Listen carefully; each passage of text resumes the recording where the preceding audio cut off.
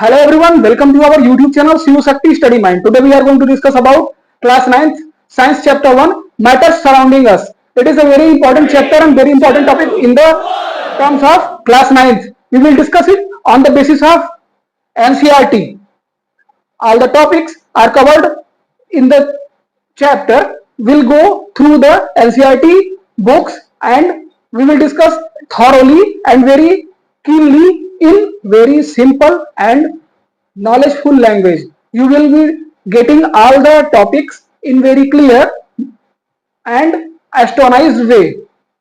Only have to you do to be with us to the last of the video. We will discuss the video in both the languages. You don't have to go anywhere for Hindi medium or English medium. I will explain it to you in both languages, in English and in Hindi. First half will be for English medium students and second half will be for Hindi medium students. Either from any board in constituent which follows NCERT. So don't go anywhere further and stay here and we will discuss it very politely and simply. First, what is matter? Matter is a group of particles which has some mass and occupies space. Matter. What is matter? Matter is a group of particles or a single particle which occupies space and have some mass. Further, matter is classified in two types. Matter is classified into two types. First one is its physical classification and second one is its chemical classification. In this chapter, we are going to discuss about the physical classification of matters. Means how they look, how they smell, what are their physical properties of how they appear, what is their volume and what is their shape, what is their mass. We will discuss about all these properties in the particular chapter. So let's begin. Matter's first physical classification is solid. What is solid? All the types of matter which have definite shape, volume and mass is known as solid state of physical properties of matter or solid state of matter or solid matters. Because of their fixed shape, fixed mass and volume, they have rigidity, means they do not separate to each other, and solids have interparticle distance of solids are least, because the solids particle are near to each other. The distance between two particles is least in solids. Because of that, they have rigidity and they are highly incompressible. They are highly incompressible. You can break it, but they don't compress. Solids have strong attraction force. Solids have strong attraction force because the molecules of a matter attracts each other. This attraction force is known as intramolecular attraction. This attraction force is known as intramolecular attraction. Remember it. The attraction force between two molecules of a matter is known as intramolecular force, and the distance between two particles or two molecules of a matter is known as intermolecular space. Clear? So the intermolecular space between solid molecules are less and the intermolecular force between solid particles is highest in comparability. Because of that, they have rigidity and they are highly incompressible. And because of this, they don't fluid. Clear? Next, what is liquid state of matter and what is liquid matter? All the matters which have no definite shape but fixed volume are known as liquid states of matter. Are known as liquid states of matter. Because of this property, they get the shape in which vessel they gone through. When you put it in a glass, they will have the shape of glass. When you put it in a container, they will have the shape of container. Clear? Next is they have no rigidity because the space between liquid matters is higher than comparison to solid. So they have no rigidity. They have less attraction force between them because the intermolecular space is higher than comparison to solids in liquids. Next one, the intermolecular, because of intermolecular force, the space is more in comparison to solid, and they have the property of fluidity, and they are compressible in solids attraction. They are compressible. Now let's move to the gas types of matter. Type of matter which have no definite shape, no definite volume. They occupies the volume which offer. However volume or however area you offer, so gaseous states of matter will occupy all the space you have given to them.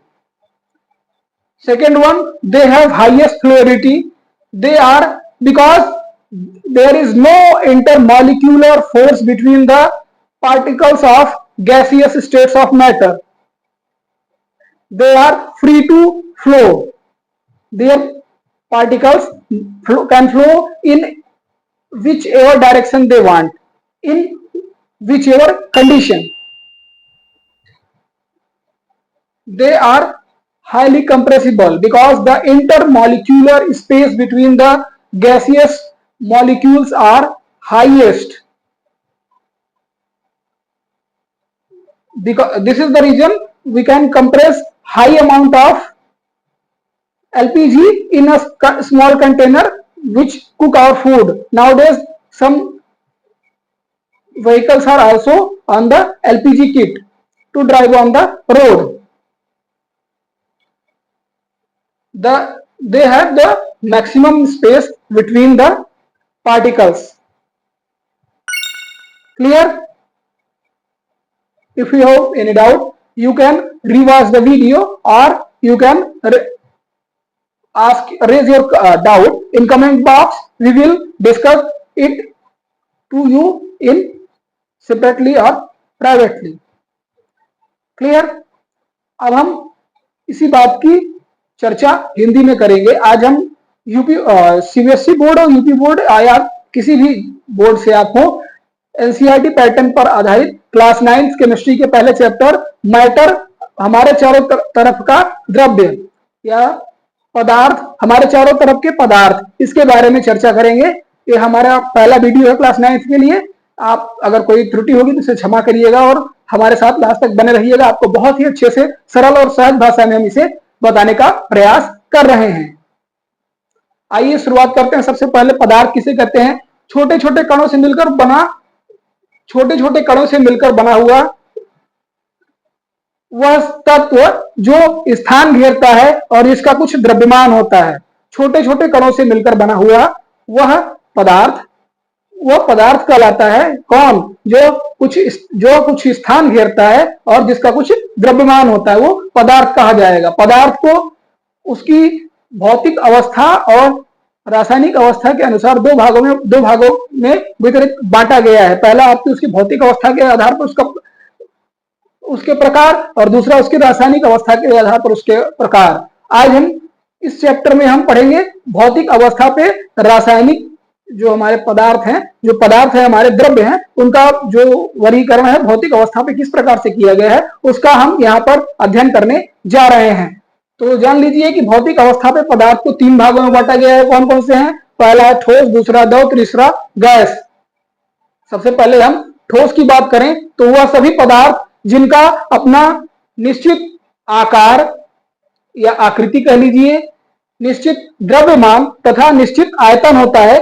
आकृति, आयतन और द्रव्यमान तीनों जिसका निश्चित होता है वह द्रव पदार्थ, ठोस पदार्थ कहलाते हैं, ठोस पदार्थ कहलाते हैं। और इनकी अब इनकी हम प्रॉपर्टीज की बात करते हैं तो सबसे पहले इसकी प्रॉपर्टी होती है तो inter particle distance are least. इनके बीच में इनके जो मॉलिक्यूल यानी अणु होते हैं, इनके अणुओं के बीच में स्थान बहुत ही कम रहता है, एक दूसरे से पास पास रहते हैं, एक दूसरे को छोड़ते नहीं है। क्यों? क्योंकि इनका जो सभी हम जानते हैं कि जो जितने भी पार्टिकल्स होते हैं यानी जो भी कण है वो एक दूसरे को अपनी ओर आकर्षित करने का गुण रखते हैं। इस गुण को हम क्या कहते हैं? इंटरमॉलिक्यूलर फोर्स, अंतरा अणुक आकर्षण इसे कहा जाता है। किसी भी पदार्थ का एक तत्व एक अणु दूसरे अणु को अपनी ओर आकर्षित करता है। इस आकर्षण के गुण को हम कहते हैं अंतरा अणुक आकर्षण। अंतरा अणुक आकर्षण इसे कहा जाता है। इसी की वजह से जो ठोस पदार्थ होते हैं उनका जो अणु होते हैं एक दूसरे के पास पास रहते हैं, क्योंकि एक दूसरे को अपने अंतराणु आकर्षण के बल से एक दूसरे को आकर्षित किए रहते हैं। इसी कारण से उनके बीच में अंतरा अणुक स्थान यानी इंटरमॉलिक्यूलर स्पेस या जो स्पेस उनके बीच में होता है, दूरी जो होती है वो कम होती है। इस कारण से उनमें आघात वर्धनीयता का गुण पाया जाता है। आघात वर्धनीयता मतलब तन्यता, उसको आप जितना पीटोगे वो लंबा होता चला जाएगा। जैसे आप उदाहरण के लिए लोहे को गर्म करिए, उसको पीटते चले जाइए, वो खिंचता चला जाएगा मगर टूटेगा नहीं। इसको कहते हैं रिजिडिटी, आघात वर्धनीयता। साथ ही साथ तन्यता, उसको तानते चले जाइए, पतले तार के रूप में तन जाएगा। लोहे का तार देख लीजिए, चांदी का तार देख लीजिए, एल्यूमिनियम का तार देख लीजिए, सभी सॉलिड है। ये उसके किस गुण को? तन्यता और आघात वर्धनीयता के गुण का बखान करते हैं ठोस पदार्थ के। वो टूट जाएगा मगर अलग नहीं होगा, बहेगा नहीं अपना, ठीक है। इसी को उसको आघात वर्धनीयता या रिजिडिटी। और ये दबते नहीं है, इनमें दाब काम नहीं करता है। ठोस पदार्थ को दबाया नहीं जा सकता है, वो टूट जाएगा मगर दबेगा नहीं। इस बात का ध्यान रखिएगा, ये उसके गुण हैं जो हमें यहां पर बताए गए हैं। स्ट्रॉन्ग, इनका जो एक दूसरे को आकर्षित करने का गुण होता है सबसे ज्यादा होता है, पहले ही बता दिया। सबसे कम इनके बीच में जो दूरी होती है वो कम होती है और इनका आकर्षण बल सर्वाधिक होता है ठोस पदार्थों का। और ठोस पदार्थ बहते नहीं, इनमें बहने का गुण पाया नहीं जाता। फ्लूइडिटी माने होता है बहने का गुण। ठोस पदार्थ में बहने का गुण क्यों नहीं होता? क्योंकि इनके बीच में अंतरा अणुक स्थान यानी जो दूरी है इनके बीच में कम होती है, तो एक दूसरे के ऊपर घर्षित नहीं हो पाते हैं, लुढ़कते नहीं है, इसलिए इनके बीच इनमें बहने का गुण नहीं पाया जाता है। उदाहरण के लिए मिट्टी के आपके पार्टिकल्स हो गए, मिट्टी के कण, ये आपका ग्रीन बोर्ड, पेंसिल, पेपर, जो आप कह लीजिए, सारे के सारे क्या है? ठोस पदार्थ के उदाहरण है। अब हम बात करते हैं, दूसरा होता है द्रव पदार्थ। वे सभी पदार्थ जिनका आकार अनिश्चित आकार या आकृति कह लीजिए अनिश्चित तथा आयतन निश्चित होता है, आयतन निश्चित होता है, उसे हम क्या कहते हैं? द्रव पदार्थ कहते हैं। इनके जिस बर्तन में इन्हें डाला जाता है उसी की आकृति या आकार ये ग्रहण कर लेते हैं। अगर आप गिलास में डालेंगे तो गिलास के जैसा हो जाएगा, कंटेनर में डालेंगे तो कंटेनर के जैसा, टंकी में डालेंगे तो टंकी के जैसा, मगर उसका जो वॉल्यूम है, आयतन जो है वो निश्चित रहेगा कि जितने आयतन में आपने उसे लिया था उतना ही, जितना आप गिलास में था उतना ही कंटेनर में जाने पर भी रहेगा, उतना ही आपकी टंकी में जाने पर भी रहेगा। उसका आयतन नहीं बढ़ेगा, आकृति परिवर्तित होती रहेगी। ये द्रव पदार्थों का गुण है। इनमें बहने का गुण पाया जाता है। क्यों? क्योंकि इनके बीच में जो अंतरा अणुक स्थान होता है, एक दूसरे से अणु इनके ठोस पदार्थ की अपेक्षा कुछ दूर दूर होते हैं। इनके बीच में अंतरा अणुक बल अभी भी काम कर रहा होता है, जिस कारण से इनका जो आयतन होता है वो निश्चित रहता है। ये इनके जो कण है वो एक दूसरे को आकर्षित करते रहते हैं, मगर जो आकर्षण बल होता है वो कम ठोस पदार्थों की अपेक्षा कमजोर होता है, इसलिए उनकी आकृति तो अनिश्चित हो जाती है मगर आकार यानी आयतन निश्चित रहता है। आयतन निश्चित रहता है। इसके अलावा इनमें कोई भी आघात वर्धनीयता या रिजिडिटी नहीं पाई जाती है। इनको ये बहते रहते हैं, इनको आप अलग कर सकते हो। ये ठोस पदार्थ की अपेक्षा दबाए जा सकते हैं, इनमें दबाव पड़ने पर ये दबते हैं। द्रव पदार्थों को दबाया जा सकता है, ठोस की अपेक्षा इन्हें दबाया जा सकता है। इनका कोई शेप आकृति नहीं होती है, पहले ही बताया। इनका जो एक दूसरे के प्रति आकर्षण होता है वो ठोस की अपेक्षा कमजोर होता है। होता तो है मगर ठोस की अपेक्षा कमजोर होता है। और इनके जो अणु होते हैं उनके बीच में दूरी जो होती है वो ठोस की अपेक्षा ज्यादा होती है, इसीलिए इनका आकार अनिश्चित हो जाता है। उदाहरण के लिए पानी ले लीजिए आप, जल, आपके हमारे शरीर में बहता हुआ खून, ब्लड ले लीजिए, खून, और साथ ही साथ तेल ले लीजिए या अन्य पदार्थ, अन्य तरल पदार्थ ले लीजिए, वो सभी क्या कहलाते हैं? लिक्विड कहलाते हैं। ठीक है, आशा है आपको बात समझ में आ गई होगी। अब हमको बात करते हैं गैसीय पदार्थ की। वो सभी पदार्थ जिनका न तो आकार निश्चित होता है न तो आयतन निश्चित होता है, उन्हें गैसीय पदार्थ कहते हैं। ये गैसीय पदार्थ वो होते हैं जो जहां भी आप जितना भी उन्हें जगह प्रदान कर दीजिए उस जगह का आकार ग्रहण कर लेंगे, वहां का आयतन पूरा ग्रहण कर लेंगे, और फिर भी उनको जगह कम पड़ेगी। अगर आप जैसे इस कमरे, जैसे जिस रूम में हम अभी वीडियो बना रहे हैं, इस रूम में अगर हम बात करें तो यहाँ गैस भरी हुई है। कौन सी गैस? हवा भरी हुई है ना यहाँ पर। तो जितनी पूरे रूम में हवा भरी हुई है, जैसे ही हम गेट को ओपन करेंगे या कमरा को ऊपर से अगर ओपन कर दें तो हवा बाहर भी चली जाएगी। अभी इसके आयतन में है, बाहर चली जाएगी तो बाहर का आयतन ग्रहण कर लेगी। इसी कारण इसका जो आकार और आयतन है वो कुछ भी निश्चित नहीं है। इसी गुण के कारण ये बहुत ही ज्यादा दबावशील है। बहुत ही ज्यादा मात्रा की गैसों को हम छोटे से कंटेनर में दबाकर एक स्थान से दूसरे स्थान पर ले जा सकते हैं। ये हाईली कंप्रेसिबल होती हैं, बहुत ही ज्यादा इन पर दबाव कार्य करता है। उदाहरण के लिए हम अपनी गाड़ियों में लिक्विड पेट्रोलियम गैस एलपीजी का प्रयोग करते हैं, सीएनजी का प्रयोग आजकल होने लगा है। ये क्या है? एक प्रकार से द्रवित गैस ही तो है। उसको दबाया गया है, दबाकर गाड़ियों में भरकर हम एक स्थान से दूसरे स्थान पर बड़ी सुगमता से चले जाते हैं। साथ ही साथ खाना बनाने के लिए जो प्रयोग की जाती है हमारे घरों में, सिलेंडर जो होता है उसमें भी जो गैस भरी हुई है वो भी कितना क्या है? हाईली कंप्रेस करके उसको बहुत ज्यादा दबाव के डालकर छोटे से कंटेनर में डाला गया है। उतना आप उसमें द्रव, उतने ही कंटेनर में आप उतनी ही मात्रा का द्रव या ठोस पदार्थ नहीं भर सकते हैं जितना उसमें स्थान होता है। इनमें सबसे ज्यादा बहने का गुण पाया जाता है, सबसे ज्यादा कम दबाव इनको दबाया जा सकता है। इनके बीच में कोई आकर्षण बल कार्य नहीं करता है। इनका जो अंतरा अणु आकर्षण होता है वो लगभग शून्य होता है, नगण्य होता है गैसों का। इसी कारण से इनके जो अणु होते हैं वो किसी भी दशा में बहते रहते हैं, फ्री टू गो, कहीं भी आ जा सकते हैं। उनके ऊपर कोई अनुशासन नहीं, बिना अनुशासन के हैं, किसी का कोई दबाव नहीं, चाहे जहां आ जा सकते हैं। और इनके बीच का जो अंतराणु स्थान होता है वो सर्वाधिक होता है। तीनों अवस्थाओं में या तीनों प्रकार के पदार्थों में सर्वाधिक जो अंतराणु के स्थान या स्पेस जो होता है वो सबसे ज्यादा किसमें होता है? गैसीय अवस्था के पदार्थों में होता है। उदाहरण के लिए आपको मैंने पहले ही बताया, हवा यानी एयर, उसके साथ साथ विभिन्न प्रकार की गैसें, कार्बन डाइऑक्साइड ले लीजिए, ऑक्सीजन ले लीजिए, सीएनजी ले लीजिए, एलपीजी ले लीजिए, ये सारी की सारी क्या है? आपकी गैसीय पदार्थ हैं। आज के लिए इतना ही। अगले वीडियो में हम इस चैप्टर को कंप्लीट कर लेंगे सेकंड पार्ट में। आशा है आप अभी तक हमारे साथ बने होंगे, आपको अच्छे से ये चीजें समझ में आ गई होंगी, इसीलिए हमने सरल और सहज भाषा का प्रयोग किया है। अगर आपको हमारा समझाने का तरीका पसंद आ रहा हो, हमारी शैली अच्छी लग रही हो, हमारे वीडियोस पसंद आ रहे हो, तो प्लीज ज्यादा से ज्यादा मात्रा में हमारे चैनल को सब्सक्राइब कीजिए, हमारे कमेंट्स पे, हमारे वीडियोस पे कमेंट कीजिए और हमारे कंटेंट्स को लाइक कीजिए। लाइक और कमेंट करने के लिए दोस्तों इसलिए कहा जाता है, जितना आप लाइक करोगे, जितना आप कमेंट करोगे, उतना ही YouTube हमारे चैनल को आगे प्रमोट करेगा और आपके जैसे ही आपके अन्य और जो साथी हैं उन्हें भी इसका लाभ मिल पाएगा। साथ ही साथ आप अपने साथियों के साथ शेयर कीजिए, जो भी आपके सीनियर हो चाहे जूनियर, क्लास 12 तक के वीडियोस हमारे चैनल पे अपलोडेड हैं और क्लास 6 से लेकर क्लास 12 तक के वीडियोस हमारे चैनल पे अपलोडेड हैं। सभी के लिए कुछ ना कुछ है। इवन हमने तैयारी करने वाले स्टूडेंट्स के लिए भी वीडियोस बनाने शुरू कर दिए हैं, शॉर्ट वीडियोस जो इंपॉर्टेंट टॉपिक्स हैं उनके ऊपर, तो आप उनके साथ भी शेयर कर सकते हैं। इसी के साथ हमारा प्रयास आपकी सफलता। धन्यवाद।